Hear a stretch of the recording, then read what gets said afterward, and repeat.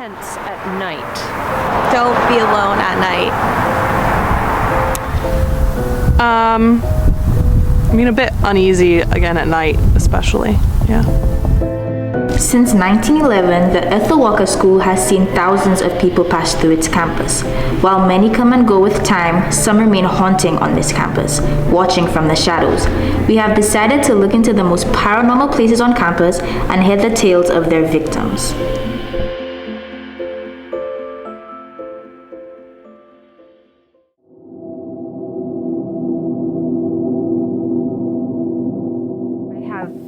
Definitely gotten chills sometimes at night alone in the building. A few times I've experienced just like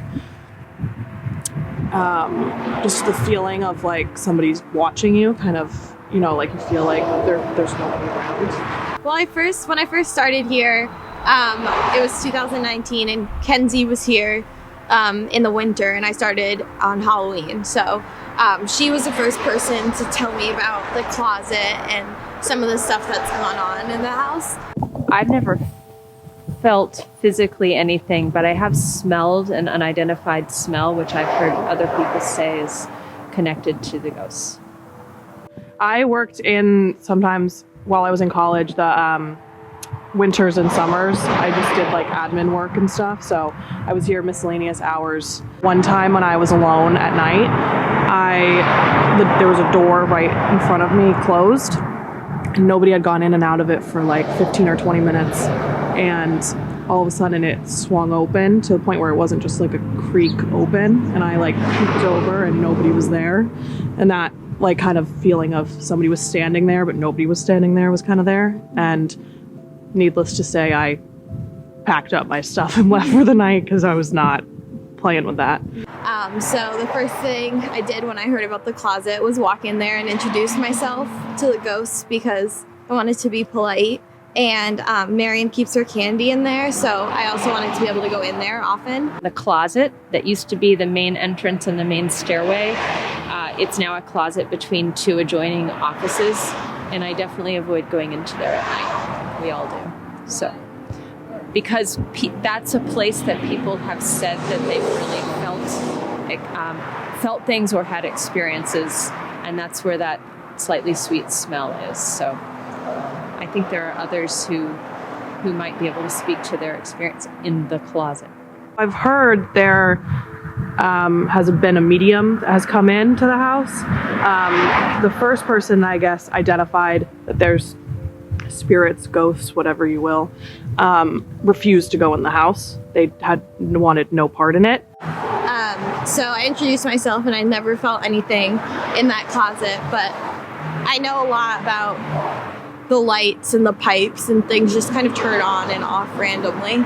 One of my former colleagues was here at night on her computer and kept hearing really kind of old-fashioned music playing, and every time she walked into the hallway to see what it was, because she was alone in the building, it would stop, and then she'd go back in her room, and then it would come out, it would stop, and she eventually just left her lights on and her computer on and ran out of the building and went home. And the second time, I don't know if it was the same person that was eventually coerced into going, or somebody else went in and identified, at least to my knowledge, at least 2 ghosts, both of which I've experienced. One, her name is apparently Elizabeth, and she's a little bit of a prankster. She's the one that opened the door. She's messed with my drawers before, and I would out loud say, "Hey Elizabeth, cut it out," and the second after I said it, the door would be fine. She's also been known to move people's stuff around on their desk, and is kind of plays with earrings and the back of your neck, kind of get that tingly kind of sensation. I've had someone else tell me that during a meeting they felt a cat brush against their leg that was not there. And people have definitely heard footsteps upstairs. And like I said, the smells. And then the other one is a little bit more creepy because he is apparently a Revolutionary War soldier. The front door, that like closet now. I guess the story is that he walked into the house and was shot upon coming in and died, and is now in this like vortex of reliving his death over and over again. So he's a bit of a tortured soul. And yeah, I've walked in there before, and the first time I ever walked into the closet, I like crossed the threshold and immediately got a head rush and felt really cold, but just in my head, not the rest of my body. So every time else I go in there, I kind of am like, I'm here, I'm coming, so as to not feel that again, because it was kind of unsettling. I think there's people who lived there a long time ago in the past that sometimes come out. I don't feel threatened by them. I just feel a little creeped out that they're there. I think there's 2 in Phelps. I think there's 1 in the barn and 1 in the prop room. The second and third floor used to be an apartment, like for faculty, and there was a faculty member that was using in their bathroom, and the door swung open and a full-fledged figure of a man was standing there, and they thought it was their spouse standing there. Then when they looked up, there was nobody there and nobody had come home. So they were very, very thoroughly freaked out, and I don't think stayed up there that much longer living there. I think that this is just a really old campus, and there are a lot of places like Phelps, the barn, the prop room in Ferg that people have all had experiences in. I think, when you have this many people coming through the same place, you're inevitably going to get some people who want to stay.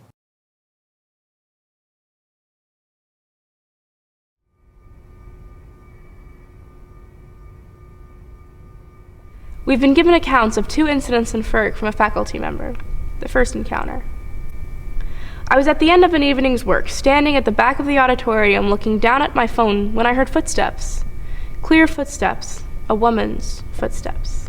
The click of heels crossing the stage from my right to my left.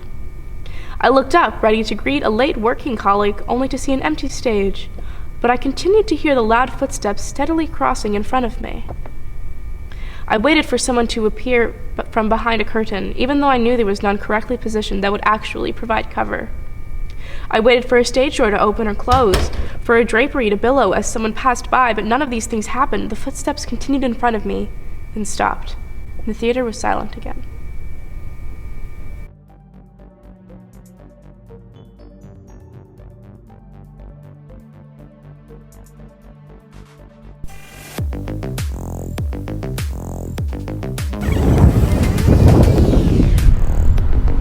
The Ethel Walker School always had some ghost legend.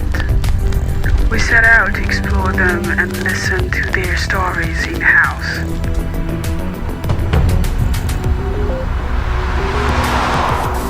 So, how many ghosts? I think that's hard to say. I've seen a couple, but it's been a while. It all started when we first moved in, but things have kind of quieted down since then.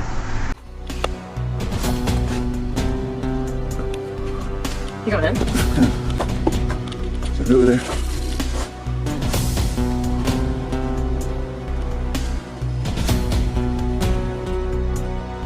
I do know that part of this house is really, really, really old, probably from the 1600s. We still have existing baseboards, the old nails that you nail the floorboards into. There's an old original fireplace that's now boarded up. Our basement, I never go into the basement ever.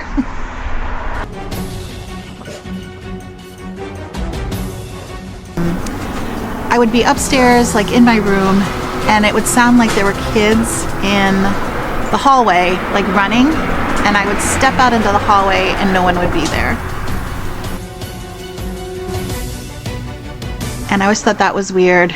And that would happen too sometimes when I was downstairs in the front room, sounding like someone was in there. Again, no one was in there when I'd walk into the room. I think the weirdest thing that has happened to me have been physically seeing people. In the room, I was going to bed one night and I sort of kind of woke up and looked, and there was a man standing next to my bed. He was wearing a plaid shirt.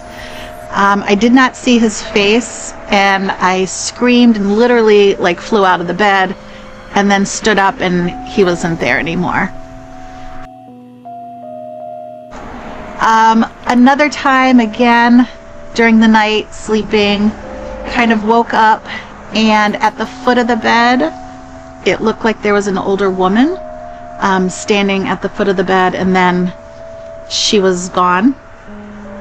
And on a different occasion, again, same scenario, sleeping, woke up, and it looked like there were two children, a boy and a girl, sort of standing at the side of my bed.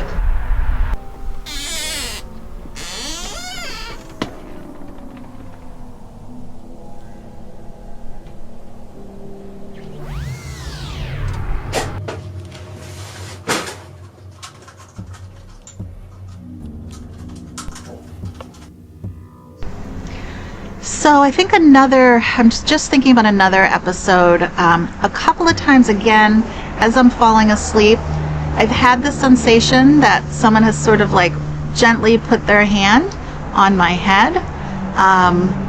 Not in a evil or aggressive way, just like a gentle kind of patting on the head. So I don't know. I don't know what's happening, honestly, in the house. If you talk to Mrs. Conley, she's convinced that it's the falling asleep hallucination period as you're headed off into sleep. So she does not believe me whatsoever, even though we're best friends. So I need to rethink that friendship, I think. But other than that, yeah, I believe it.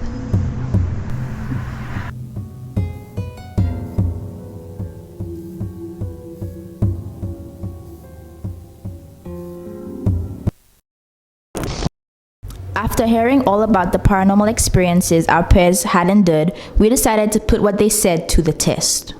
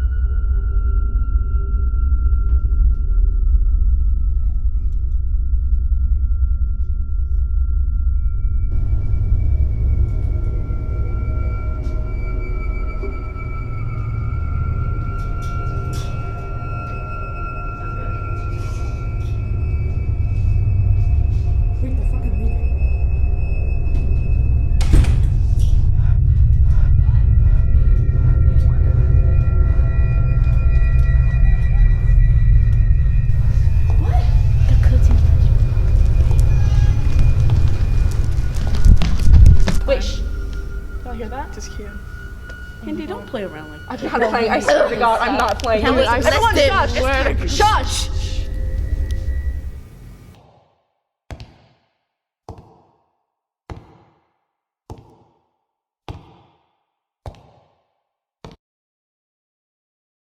Boo.